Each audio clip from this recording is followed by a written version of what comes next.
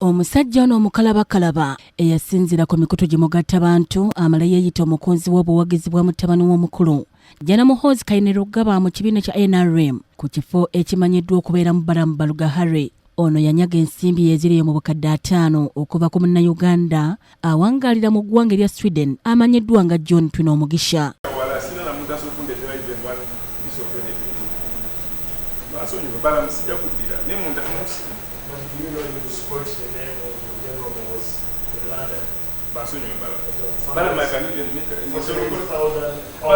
That man is wrong or you're going to if you are going to say, I wanted to surrender to Balaam. But when I talked to him, I booked to see him, he gave me an appointment. Ono omufere amanyiddwa nga Andrew Mark nga kigambibwa nti yatondawo ekibiina ekijingirire ekya MK Girl Child Project ekyali kikuŋŋaanya ensimbi okudduukirira omwana ow'obuwala. Ono asimbiddwa mu kkooti eya Buganda Road olwaleero n'asomerwa emisango 2 okuli okwekwefuula ky'atalina bba n'okufuna ensimbi mu bukumpanya ng'asoose kugyegaana wabula olulabye nga addizibwayo mu kkomera n'asaba omulamuzi okwogerako n'amuvunaana.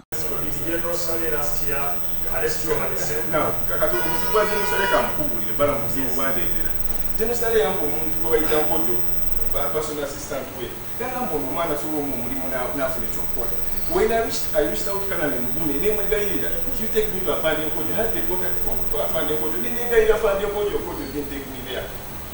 Balaam didn't say, they don't play this one. Balaam in a family, they name there and be. But you defraud people.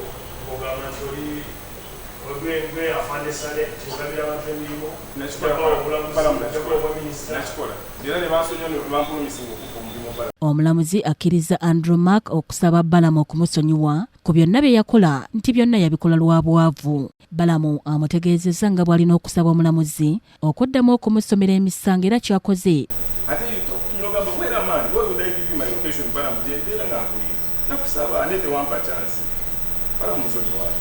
Balaam siri muzi wange sangu n'obubuuza ebyembatendera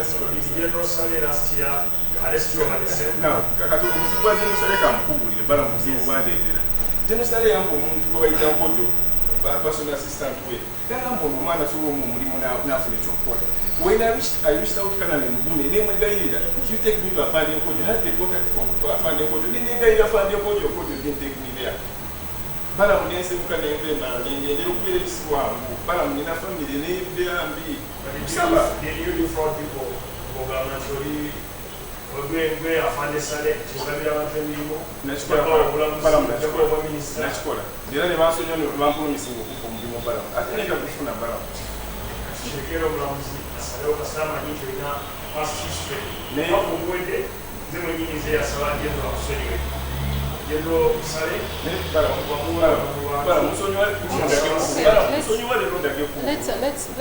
Let's do this.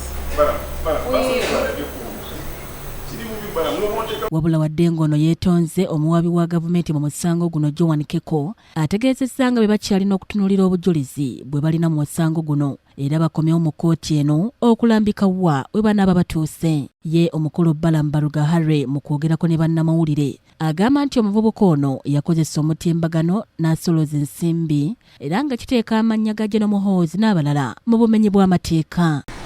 Abamu omuzira kisomu mwami Asiimwe mwami twino Mugisha ng'abeera awangalya London musuubuzi yali wiringa okuteeka mu ssente eziwera ddala £49 eja pound naye ng'ayagala ziteekamu okusomesa abaana abawala. So we yawulira omulango ogwo nga gutuukiridda ku akawunti yange enfu eya Facebook na saba detail okuteekako ssente. Ono omwana n'amuweereza akawunti namba ye n'amuweereza ne ID okukakasa nti kituufu ye Meja Asiimwe omuyambi wa Gen.Mhoozi naye ng'akozesezza akawunti yange nti nze amusindise okusolooza ssente. So ogwo si gwe mulundi ogusooka abadde azabba abalala.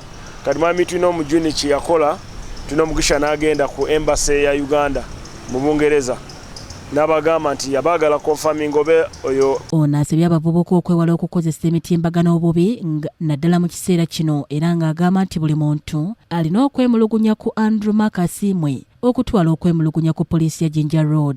Mweyambise kompyuta bulungi muleme kubeera babbi ate muleme kwonoona amannya g'abantu. Singa oyo omwami teyagenda ku embassy n'aweereza ssente nasanga Muhoozi oba nasanga Gen. Museveni namugamba nabawa ssente za foundation naye ne mutansiimako wadde nenga nze Balaam sifunangako wadde siringi 10.